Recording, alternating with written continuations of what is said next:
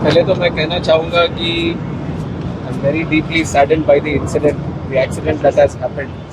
In fact, my heart is still very, very heavy with sorrow. और जैसे ही सुबह पता चला, अभी डाइजेस्ट करने में ही बहुत दिक्कत हो रही है कि अजीत दादा अभी हमारे साथ नहीं है. और अजीत दादा के साथ 4 और लोग भी थे प्लेन में. उन सारे परिवारों को अपने कॉन्डोलेंसेस देता हूँ. 2 पायलट थे, क्रू थे और पीएसओ भी थे उनके साथ. और अजीत दादा से जैसे आपने बोला, हमारी भी काफ़ी मुलाकातें रही हैं पिछले 18 महीने जब से मैं मंत्री बना हूँ. और एक यंग मिनिस्टर होने के नाते वो काफ़ी गाइडेंस भी हमें देते थे. और काफ़ी बार महाराष्ट्र की चर्चा जब होती थी और मैं और मोहन भाई हम दोनों भी जब साथ में मिलते थे तो काफ़ी अच्छी गाइडेंस, क्योंकि उनका जो एक्सपीरियंस रहा है पब्लिक सर्विस में और ख़ास तौर पर जिस ग्रास रूट लेवल पे पब्लिक के साथ, खासकर गरीब लोगों के साथ जिस तरह वो खड़े रहे और उनके साथ जो उन्होंने काम किया, तो ये केवल हमारे लिए नहीं बल्कि पूरे महाराष्ट्र के लिए एक बहुत बड़ी लॉस है. और इर्रिपेरेबल लॉस है, इर्रिप्लेसेबल लॉस भी है. काफ़ी बार हमने जब उनसे बात करी तो हमें भी वो अनुभव मिला कि कितना वो प्रैक्टिकलिटी से और ग्राउंड रियलिटी से जुड़े हुए नेता हैं. उस तरह के नेता भी आजकल मिलना बहुत मुश्किल है. और महाराष्ट्र के लिए जिस तरह उन्होंने काम किया है वो हम सबके लिए आदर्शनीय रहेगा.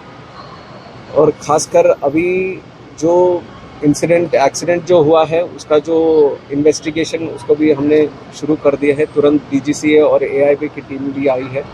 और जो प्रिलिमिनरी इन्वेस्टिगेशन या प्रिलिमिनरी जो समाचार हमें मिला है उसमें इतनी जानकारी थी कि जब वो लैंड करना चाहते थे सुबह करीब 8:48 AM के आसपास, तो उस समय विजिबिलिटी थोड़ा पुअर था उधर.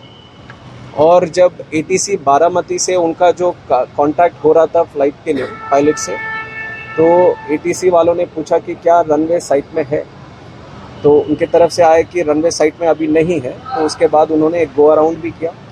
गो अराउंड करने के बाद फिर से एक बार कोशिश करी कि हमारे एटीसी से जो बारामती में जो एफटीओ हैंडल्ड एटीसी है उनसे वार्तालाप चल रही थी. तो उस समय जब दोबारा लैंड करने आए तब भी उनसे पूछा गया था कि विजिबिलिटी है कि नहीं रनवे का. तो उसके बाद पहले तो उनका समाधान नहीं है, फिर उसके बाद आया कि विजिबिलिटी है.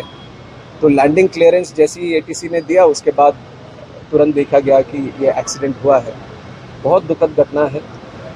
तो इसके ऊपर और जानकारी हमें मिलनी चाहिए. इन्वेस्टिगेशन पूरी तरह से ट्रांसपेरेंट और अकाउंटेबल वे में हम करेंगे. बट उससे पहले तो मैं इतना कहना चाहूँगा कि ये बात बोलना कि अजीत दादा अब नहीं रहे, उसके लिए बहुत बहुत बहुत दुख होता है. और मैं उनके जो प्यार करने वाले लोग हैं, कार्यकर्ता हैं और उनके परिवार के लोग हैं, उन सबके प्रति कंडोलेंसेस व्यक्त करता हूँ. जैसे कि मैं सो रहा हूँ तो पिताजी को जगाना है मुझे, तो वो डायरेक्ट उठाने के बजाय, और हिंसा की परंपरा मेरे यहाँ नहीं थी सौभाग्य से, तो वो क्या करते थे कि उस कमरे में आ जाएंगे या बाहर से गुजरेंगे और चौपाई बोलेंगे, प्रात काल उठ गए रघुनाथा मात पिता गुरु नावई माता. कभी कभी मैं गुस्से में उठ करके अरे पापा चरण स्पर्श किया और सो गया. मैंने कहा अब मत उठाना.